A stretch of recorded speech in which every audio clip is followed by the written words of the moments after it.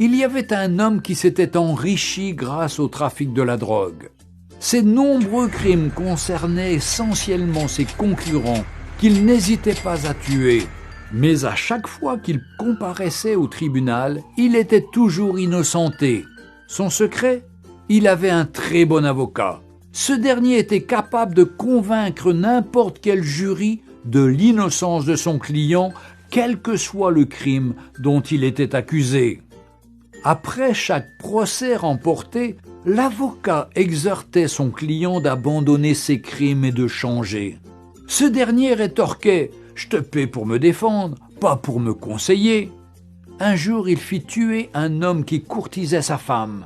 La punition pour ce crime était la réclusion à perpétuité ou la condamnation à mort. Lorsque l'affaire fut appelée devant la cour, il appela son avocat qui, une fois de plus, convaincut le jury de l'innocence de son client. En effet, bien que l'affaire fût difficile et malgré de nombreux témoignages et de preuves, il gagna le procès et son client rentra chez lui tranquillement. Comme d'habitude, l'avocat conseilla le client « Cher ami, il se peut qu'un jour je ne sois pas là. Pour toi, change ton attitude.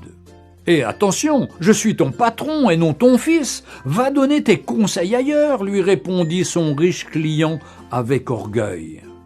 Un jour, il récidiva en tuant un pasteur qui militait contre le trafic des drogues.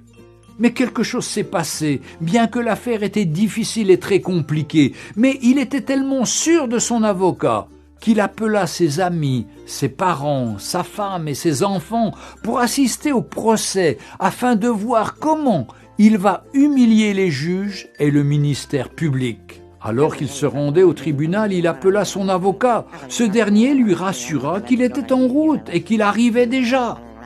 La salle était pleine à craquer et on attendait l'entrée du juge pour le début du procès. Et lorsque l'huissier fit lever l'assistance pour l'entrée du juge président, le trafiquant de drogue fut glacé de constater que c'est son avocat qui est sur le siège du jugement en tant que juge président de la cour. Il n'était plus un avocat, mais un juge. Lorsqu'on annonça l'ouverture du procès, le juge leva la tête et dit « Hier, j'étais votre avocat, donc je me suis battu pour vous, même lorsque vous étiez coupable. Mais aujourd'hui, je suis un juge et mon jugement doit être équitable. » Les larmes aux yeux, l'homme riche supplia le juge, mais celui-ci lui répondit « Tu as eu ta chance lorsque je te donnais des conseils, mais tu ne m'as jamais écouté et tu n'as jamais changé de vie. Désormais, tu subiras la rigueur de la loi. » L'homme fut condamné à mort pour assassinat et trafic de drogue.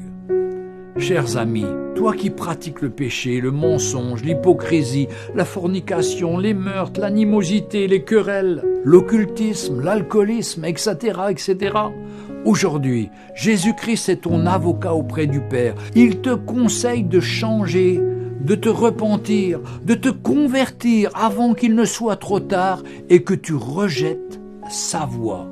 Mais un jour, il reviendra comme un juge et rendra à chacun selon ses œuvres. Il te dira « Hier j'étais ton sauveur, mais maintenant je suis ton juge. » Aujourd'hui, Jésus-Christ est notre avocat et rédempteur, mais le jour viendra où il jugera chacun équitablement.